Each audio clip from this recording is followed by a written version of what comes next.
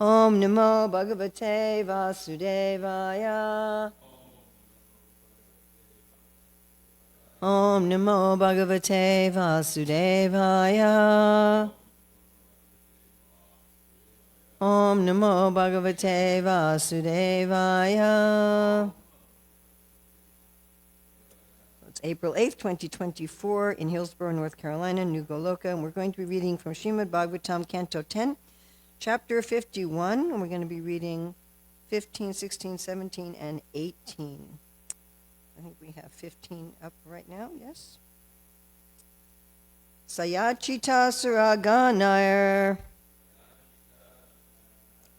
Indrayar Atmarakshane Asurbhya Asurebhya Paritrastais Tad Raksham So Karochchiram Saha He Yachitaha requested Suraganai by the demigods Indra Adyai headed by Lord Indra, Atma, their own, Rakshane, for protection, Asurebhya, of the demons, Paritrastai, who were terrified, Tat, their, Raksham, protection, Saha, he, Akarot, carried out, Chiram, for a long time. So this is the continuation of the answer to who was this Muchakunda who burned up Kalyavana in the cave. BBT translation, begged by Indra and the other demigods to help protect them when they were terrorized by the demons, Muchakunda defended them for a long time. So we're going to look at the commentary of Sanatana Goswami, who basically just repeats the verse. He was requested by Indra and others like Varuna to protect them. He protected them for 4 yugas. That's a very long time. 4 yugas. One whole yuga cycle. Okay, there's no BBT purport. We're going to go on to 16. Labda guyam te swapalam Muchakundam ata bruvan rajan vira matam kritshrad bhavana paripalanat. Now you see we have this word guham there. So guham here is a name for Kartikeya. I'm going to be looking a little later at the meaning of this word guham. BBT translations, when the demigods obtained Kartikeya as their general, they told Muchakunda, O king, you may now give up your troublesome duty of guarding us. Look at Sanatana Goswami's commentary. After being protected by Kartikeya, they spoke to him, or having obtained Kartikeya, their general, they then spoke to him. They addressed him with great respect. O king, dear sir, Bhavan, you may desist from protecting us, which brought suffering to you. Krichrat. Okay. On to 17. Nara lokam parityajya rajam nihatakantatyam asam palayato vira kamaste sarva uhita. Abandoning an unopposed kingdom in the world of men, O valiant one, you neglected all your personal desires while engaged in protecting us.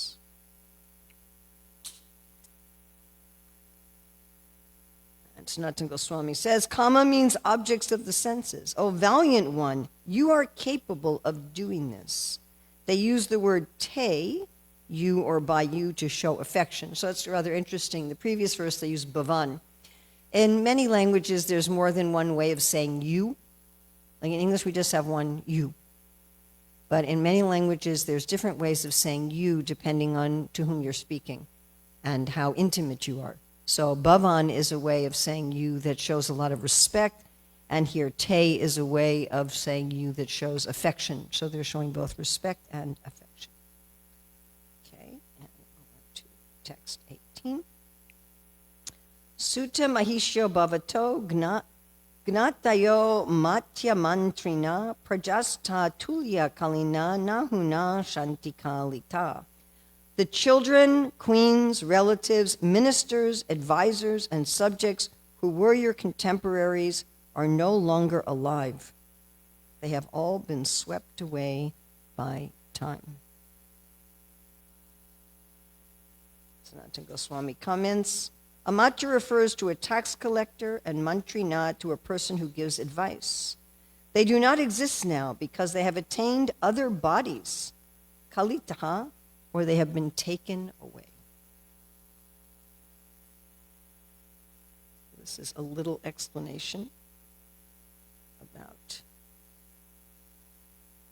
Just want to read through these translations again. Just all the way through. Begged by Indra and the other demigods to help protect them when they were terrorized by the demons, Muchakunda defended them for a long time. When the demigods obtained Kartikeya as their general, they told Muchakunda, O king, you may now give up your troublesome duty of guarding us. Abandoning an unopposed kingdom in the world of men, O valiant one, you neglected all your personal desires while engaged in protecting us. The children, queens, relatives, ministers, advisors, and subjects who were your contemporaries are no longer alive. They have all been swept away by time. The Bhagavatam is full of, I remember Gopi Pranadana pointing this out years ago, that the Bhagavatam is full of stories primarily of those in the Kshatriya Varna. We have some stories, of course, that center on Brahmanas and some that center on Vaishyas and some that center on Shudras, but most of them are centered on Kshatriyas. And these Kshatriyas, we have two of them being referred to here, Muchakunda and Kartikeya. The service of those in this Kshatriya Varna are very important to the Lord. They fulfill a very important function in this material world. And of course, in the talks between Uddhava and Narada in the spiritual world, in Brihad Bhagavatamrita, it's explained that even in the spiritual world, Krishna often likes to play in Dwarka and Mathura as a Kshatriya. And these discussions are so palatable that even in Vrindavan, the Goswamis explain every evening there's entertainment. Right? Nowadays, people sit around their television in the evening, but used to be that villagers would come together and hear stories or see dramas every evening. And in the spiritual world, Krishna and his devotees gather in Vrindavan to see various dramas, and the dramas are these stories from the different Puranas of the Lord and his incarnations and his devotees. And they especially like to focus on battles, battles between good and evil and those who are protecting the world. And these people are very important in the world. It's not possible for everybody, unless you're at the beginning of such a yuga when there's no varnas at all, for everyone to just sit around chanting Om. Right? There's evil in the world. There's difficulty in the world. There's people who are trying to upset, in the whole universe, who are trying to upset the world order. And therefore, we need those who are going to act as the Lord's arms. And I find it very interesting that today's verse is indirectly, with the part of Kartikeya and with the idea of Kshatriyas in general, related to the fact today we have a solar eclipse. And of course, when there are eclipses, that's when Rahu is attacking the sun or the moon.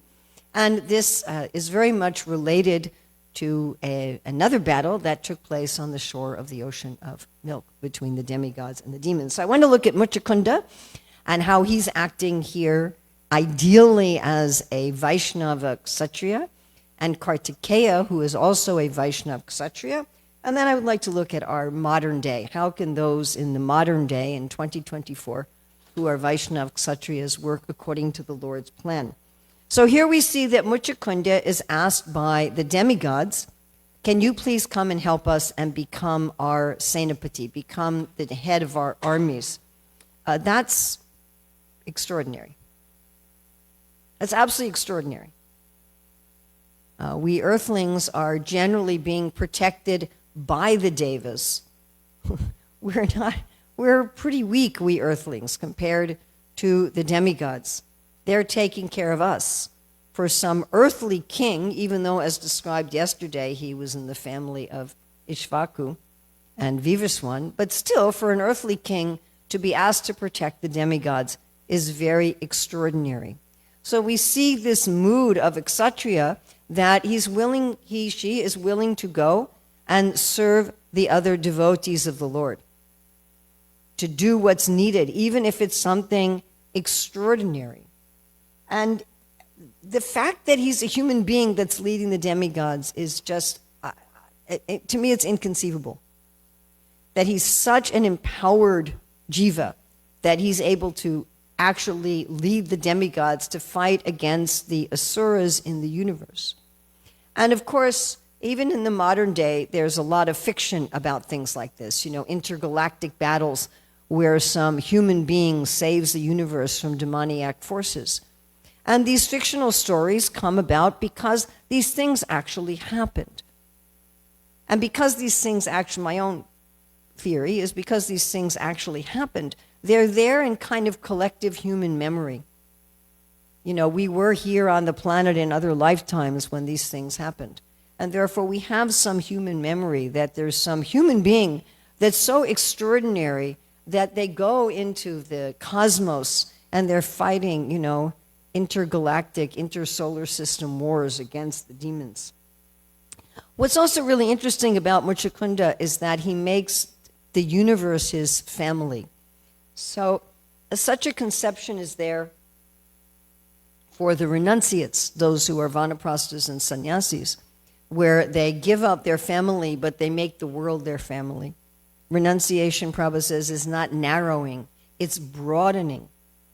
Instead of just serving your own spouse, your own children, you're seeing all the world as your family.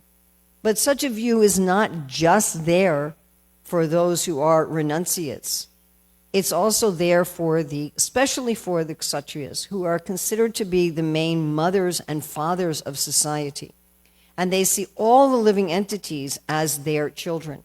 Of course, Srila Prabhupada often makes the point that it's not just other humans. They see the cows and the deer and the trees and everything as their family, the tigers, that they're supposed to take care of everything, all of the flora, all of the fauna, all of the living entities, as if they were their own family. And in doing this, they may sometimes appear to neglect their own personal family. I think this is one of the hallmarks, particularly of the Kshatriyas.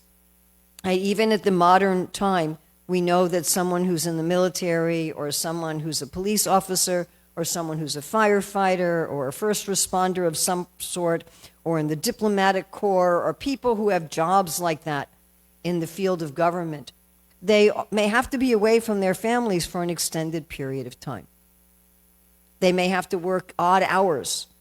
The criminals may attack at 2 o'clock in the morning and you have to go and, fight against the criminal element.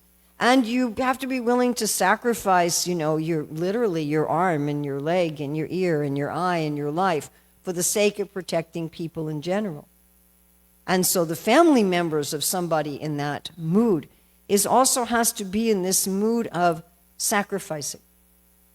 When Srila Prabhupada discusses the mentality of a Kshatriya, he gives the example of one queen where her husband comes back from the battle and he comes to the gate of the palace. And the servant comes to the queen and says, "Your husband has returned." And she said, "Oh, is he either wounded or victorious?" And he asked the king, and the king says, "No, I am neither wounded nor victorious." And then the queen tells the servant, "This is an impostor. Don't let him in." And the king, hearing this message, goes back to the battlefield and wins the battle. So the idea is that the whole mood of those in this Kshatriya Varna are of sacrificing for the sake of the greater family. And we see here that King Muchukunda, he's fighting for the demigods for such a long time that all of his friends and family and assistants, they've all died. Because time works differently in different parts of the universe. This is part of Einstein's theory of relativity. That if you go into outer space, you age differently than if you were on this earth. But he has that mood. And it's amazing that he's able to live beyond earthly time. There is some concept of time travel in the Shastra. It's always future. It's never past. but you can go to higher planets where you end up in the future when you come back to Earth. And we have many instances of this. We have King Indrajumna when he was building the Jagannath Puri temple, when he went to, he left the planet and he came back and the temple was covered. He couldn't even see it anymore. It was all under the earth. And we have, of course, Revati's father. What's his name? Starts with a K. When he was looking for a good husband for his daughter, and he went all the way to Lord Brahma's planet with his daughter to consult Lord Brahma, who should I marry my daughter to? And he had to wait because Lord Brahma was listening to a musical performance of the Gandharvas. And when Lord Brahma finished, he said, everyone you've considered to marry your daughter has long since died. He said, all those men, their sons, their grandsons, their great-grandsons, he said, no one even remembers their names. But you should marry your daughter to Balaram, who is eternal and on the earth right now. So he's living beyond earthly time. I mean, just think of how much he's sacrificing for the sake of service. The demigods say, Kamas, you put aside your own desires. You put aside your own relation with your family, your own time. And this will be very significant at the end of this chapter when Krishna tells Muchukunda that you need to go perform austerities for all of the killing you did as a Kshatriya. And then you can take another birth and go back to Godhead. And this, of course, is very astonishing. But our acharyas comment that this other birth is going to be directly in Krishna's Leelas or in Vaikuntha. It's not, he doesn't really have to go through another material birth. And the reason Krishna did this was that Muchukunda was very large because he came from another yuga. He was a giant. And the Lord didn't know how to fit him into his Leelas. He was like, I can't really fit him into my current Leela because he's from another time. So he came from another time. Huh? And we also find that he's constantly devoted to Krishna. He's fighting he's fighting on behalf of the demigods against the demons as an offering to the Lord. He's using his incredible empowerment and his incredible Shakti as an offering to the Lord, which is, of course, why he gets to see the Lord and engage in some personal service to the Lord by the killing of Kalyavana.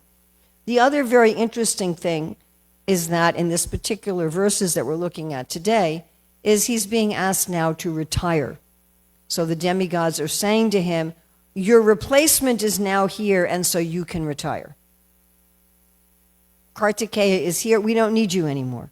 Now we have Kartikeya, so you don't need to do this anymore. You can retire.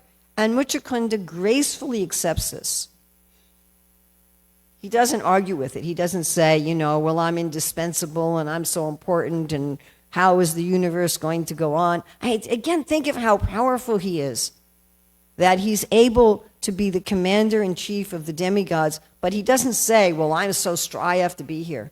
And he's still young because he's been beyond time. He just says, fine, no problem. In fact, I was a little tired anyway, and I think I'd just like to get some sleep. So this is actually the mood, no matter how powerful one is in this world, and in whatever occupation one has. When it's time to retire, one retires. Like Srila Prabhupada would give the example of a shop. If they're going to close at 5 o'clock, even if there's more customers, then they close. So I had this experience once in Detroit. I was like 8 months pregnant with Keshava, and so Champaka was like 3 years old, and I had put her in a stroller, and we only had one car. My husband had the car out, and so I walked to the bank. And, when you're 8 months pregnant, you're not walking very quickly, rather slowly, like a duck. So, I'm walking very, very slowly to the bank, and I get there at, 2 minutes to 5, right? And they were already closed. And they didn't care. Here's this heavily pregnant woman with a baby at the door. And they didn't care that there was 2 minutes left on the clock. We're closed. Sorry, I couldn't get into the bank. So Prabhupada gives this example. When you're closed, you're closed. Right? It doesn't matter. You don't say, well, I have so many things more to do. Of course, ultimately, we all have this at death. Prabhupada likes to talk about this man he knew who was on his deathbed, and he's begging the doctor, please give me 4 more years so I can finish my plans. And the doctor says, sorry, I don't have 4 years in my pocket to give you. So it's the same with letting go of our responsibilities. Srila Prabhupada was very critical of Gandhi, who stayed in that position of a government leader, who stayed in that position of a kshatriya after it was time for him to retire. So whatever our position is, no matter how important we are, no matter how much we have to do, no matter how talented we are, no matter how empowered we are, there comes a time to move on. Right? That's the whole idea of the ashram system. There comes a time to graduate from school and either become a responsible full-time renunciate or get married and have a family. And there comes a time when the children are grown and one gets older, that one retires from family life and business. And then there comes a time to leave the world, that everything has its time. So now I want to look at Kartikeya, because Kartikeya is Muchakunda's replacement. And we find, and I bring this up periodically in my classes, that the Bhagavatam is very interested in succession. There's a huge focus throughout the whole Śrīmad-Bhāgavatam that you've got to train someone else, you've got to have a qualified person to take over when you retire. You don't just retire. You don't just say, well, I'm out of here. I mean, we do have one instance of that. We have King Anga who just did that, who just said, I'm out of here, and left in the middle of the night. And it was a huge problem for the kingdom that he did that he didn't have a properly trained successor. So this concept, this is why in the Bhagavatam, all these kings are so into having a son. This is why that gurus want to have a disciple who becomes a guru. This is why Srila Prabhupada said, I want all of my disciples to become gurus. And Srila Prabhupada didn't just set up ISKCON to have a person become his successor, but he set up the society so that the mission would go on. That was Srila Prabhupada's whole idea of setting up a GBC in 1970. That was Srila Prabhupada's whole idea of making the BBT legally separate from the GBC. It was Srila Prabhupada's whole idea in making each temple separately incorporated. There were so many ways in which Srila Prabhupada was thinking about succession. How will things go on? So you make sure you train someone else in what you're doing. There should always be someone being trained, because we never know. We can be taken out of the world at any time. We can be sidelined at any time. It's not that, oh, I got sick, I broke my foot, or I'm going to die, or I'm ready to retire, and nobody else knows how to do anything, and nobody else knows what to do. So here was the successor, and the demigods were working on finding the successor. Now, there's many different ways that the birth of Kartikeya is described. There are many different Puranas and many different histories. There's at least 4 different descriptions of the birth of Kartikeya. Srila Prabhupada just says he was the son of Lord Shiva and his wife Sati.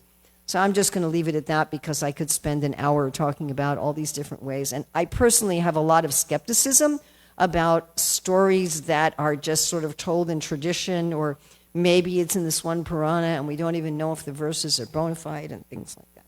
So I'm just going to put that aside and put him as the son of Shiva and Sati. Now, Kartikeya represents Krishna in Bhagavad Gita 10:24. Krishna says, of all the military commanders, I am Kartikeya.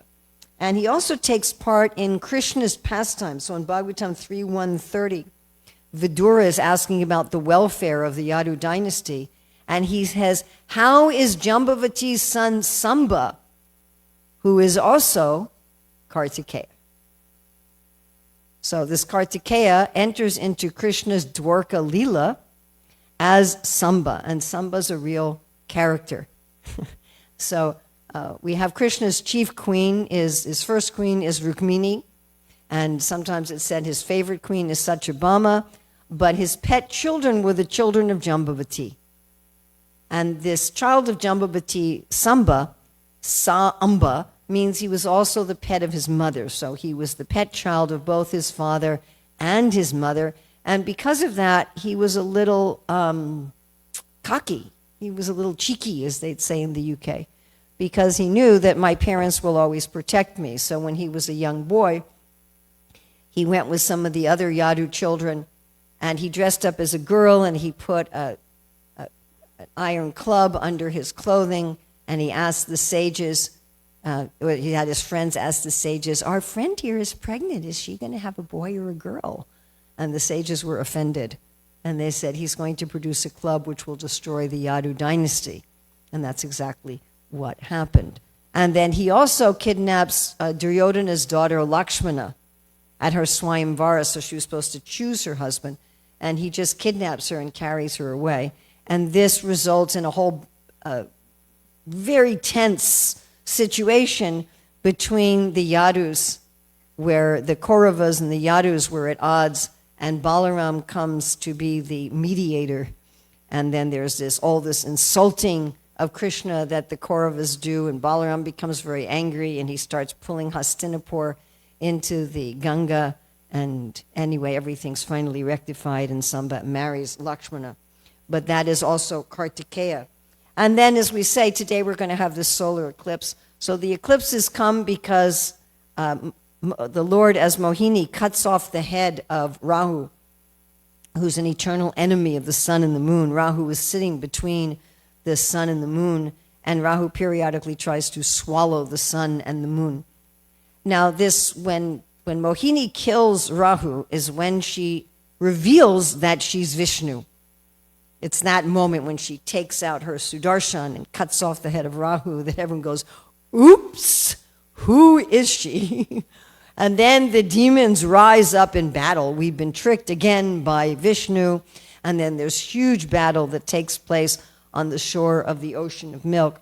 And there's particular persons who fight with particular persons. And Kartikeya fights with Tadaka. In fact, Kartikeya was born specifically to fight with Tadaka.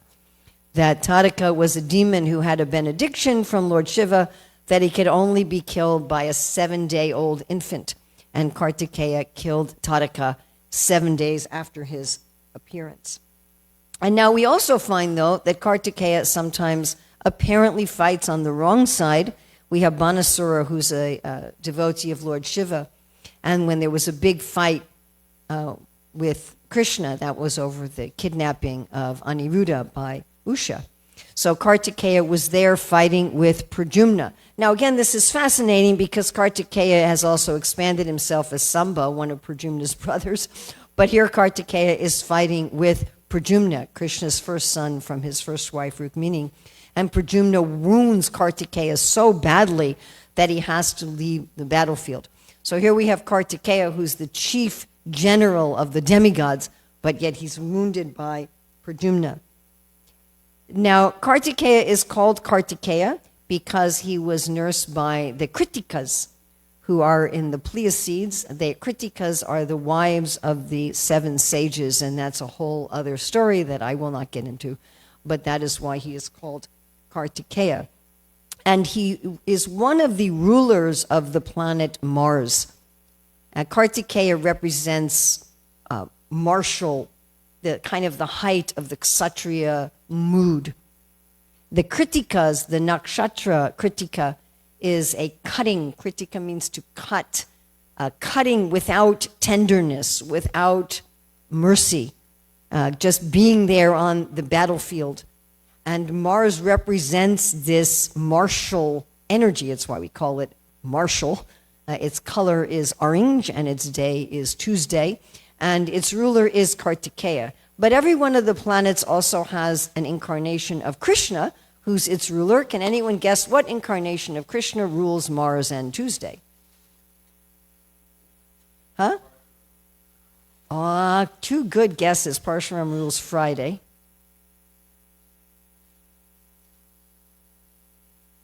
Nrsingadev. Nrsingadev is also the ruler of Mars. Now, Kartikeya is also a philosopher and a guru.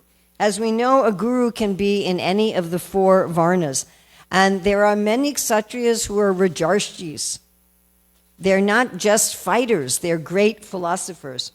So the name for Kartikeya that indicates this is the name given in today's verses, which is Guha. And he is called Guha because he resides in Guha, or the heart of all creatures. Guha, by the way, Kartikeya is called Guha in many, many places in the Bhagavatam. And Guha also refers to the cave of the heart. I remember Gopi Pranananda giving one class on that. So there's a nice verse from the Shiva Purana, Kailash Samhita, chapter 11. The translation is I would read the verse, but I don't have time. Salutations to Guha, who resides in Guha, the heart of all living beings, who is secret Guyaya, who has a secret form, Guyarupaye, and who knows the secret Agamas, Guyagama Vide. So Kartikeya, as a representative of Krishna, is also pervading the universe and is a great philosopher and also represents the guru principle. There are many groups in India who directly worship Kartikeya, especially those related with the Tamil language. So throughout South India, you will see devotees of Kartikeya, and he's a very popular deity also in Lanka and in areas in Southeast Asia like,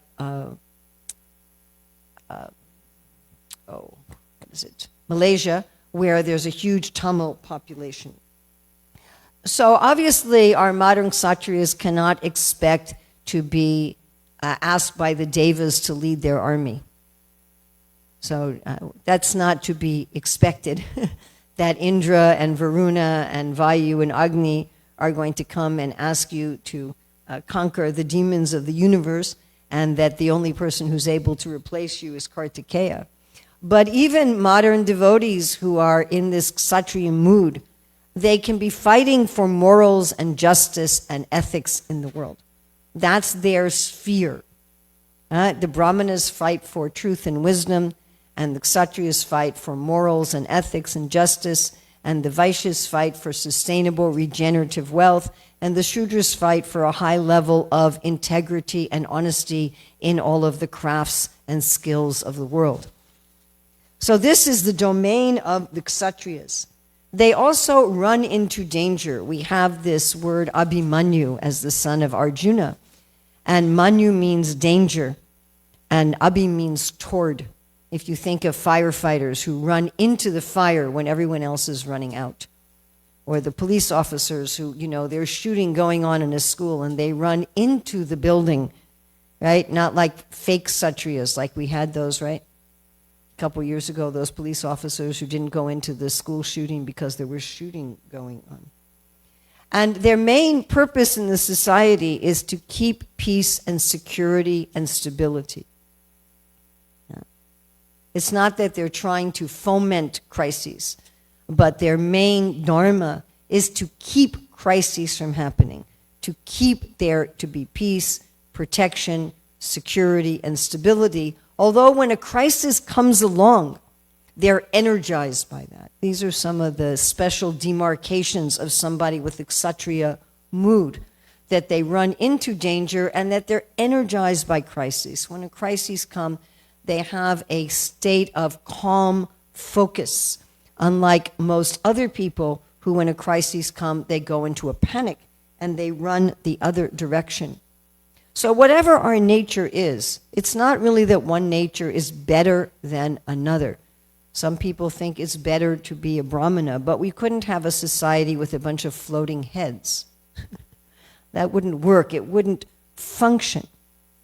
In fact, for the Shudras, it's said in the Bhagavatam 2nd canto that they're particularly under the protection of the Lord's lotus feet, because the Shudras especially have the mood of service. The Vaishyas are compared to the belly, which Prabhupada often uses metaphorically like God, that you have to serve God just like you have to put food in your belly. And the Kshatriyas are the arms, those who are giving protection, and those who are giving care, just like a parent. And so everybody, according to our nature, it doesn't matter what our nature is in this life. It really doesn't matter. There isn't one that's better than another. You can't say, well, I'll live without my legs. If you have your legs cut off, you're going to have to get prosthetics or a wheelchair. But the point is to take everything and use it in Krishna's service, using these examples of Muchakunda and Kartikeya. Thank you very much. Srila Prabhupada ki jai.